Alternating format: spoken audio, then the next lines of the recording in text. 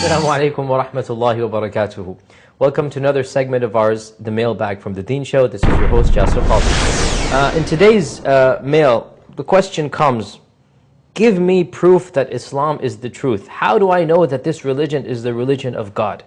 Well, I have to say that is a very good question. It's a very profound question, and it is a question that every single person should be asking himself or herself who is not a Muslim. Well, why do people believe this? Why are Muslims believing that they have the right faith? What makes them believe this? So this is a very sensible question, and we welcome such questions, and this is exactly the type of spirit and attitude that we're looking for. Just tell me, how do I know this is true? What is your evidence? I'm a Christian, I'm a Jew, I'm a Hindu, I'm a Buddhist, you're a Muslim. You say you're right, my father said he's right. How do I know who's right? That's exactly the question that we want. So the question is, prove to me that Islam is the religion of God. How do you prove this? The response, we can prove this in so many different ways that we can go on and on and on and on. But let's just summarize them in a few ways. First and foremost, the concept of God in the religion of Islam, vis-a-vis the concept of God in other religions. When you look at the religion of Islam and you see how Muslims view their God, you realize that there is no other religion on earth that has such a simple and logical and rational belief, a belief that appeals to every single human being. We believe that there is one God, not a plural, not a multiplicity of God, not a plurality of gods, not a group of gods and goddesses and mini-gods and demigods and the children of gods and the parents of gods. No, there is one ultimate God who created everything around us, who is all-powerful and almighty, and this is known by His creation. His creation is so perfect and beautiful, His creation is in such harmony and synchronization that He Himself must have the greatest powers and the most wisdom and the most knowledge for Him to have created all of this. We also believe that this God does not resemble us at all. He is not human. Had He been human, then we would all be gods. He is not human. He is above us. He is greater than us. He is much more powerful and knowledgeable than us in a way that we can never understand. We understand that because we are finite and He is infinite, that we will never be able to fully comprehend Him.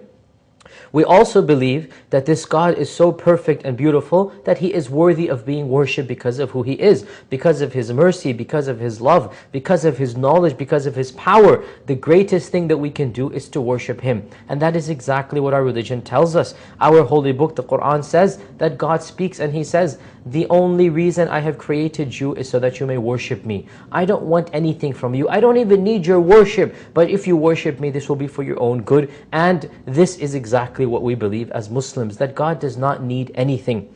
Also, another proof that can prove this is the religious teachings of the religion of Islam. When you look at the concept of prophethood, the concept of the hereafter, when you look at these basic fundamental tenets of Islam, then we see that this is an all-perfect religion in contrast to other religions.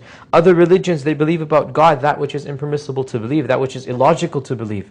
To claim that God is more than one is illogical, because had there been more than one God, we wouldn't find this perfect harmony in the creation. The very synchronization of the world around us, the perfect blend of everything around us shows that there is one God at work. Had there been a multiplicity of gods, a plurality of gods, then each God would be fighting with the other God. Each God would show destruction and chaos to the other God, and we don't see this in the world around us.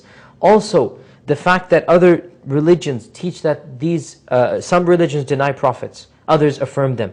Even those that affirm them, they affirm prophets that are not prophets of God. They affirm them doing things that don't make any sense. They affirm prophets who are murderers and thieves. They affirm prophets who lie and cheat and steal. They affirm, they believe in prophets who fornicate and who commit incest and who become drunk.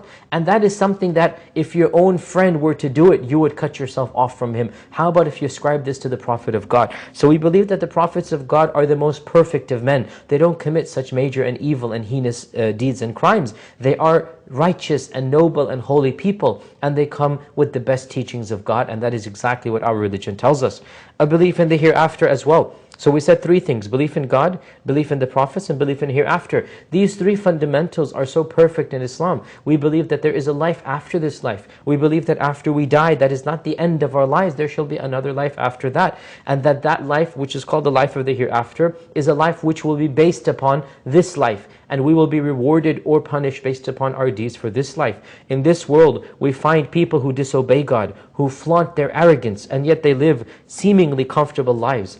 And we also find those who are worshippers of God and they live very difficult lives. How is this possible that a person who worships God lives a difficult life, and a person who disobeys God seems to live an easy life, and then in the hereafter there is no hereafter, or they shall be treated the same? Such is not the case. Those who worship God and believe in Him will be rewarded, and those who deny God and belie Him and basically flout all of the commandments, they shall be punished because of their deeds. And this is rational, logical, common sense. And there are many other proofs as well for the teachings of Islam, but I suffice with these three: belief in God, belief in the prophets, and belief in the hereafter. If you think about these three pillars and understand them in Islam, some religions deny the other three, and others affirm some and deny others or distort them. When you compare these three basic teachings, they will appeal to your inner innate sense, because God created you with common sense. God created you with an intellect and mind. And when you study Islam, you find that your intellect and mind and your common sense, they all mesh, they all merge,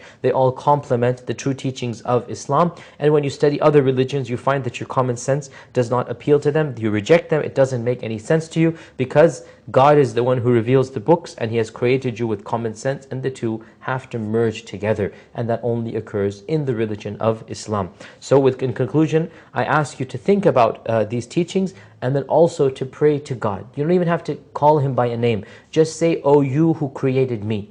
O you who created me and all that is around me, I invoke you, I pray to you, I beseech you to guide me to the truth." That's a fair deal. I can pray this, and I ask you to pray this as well. And if you are sincere, then God will be sincere to you.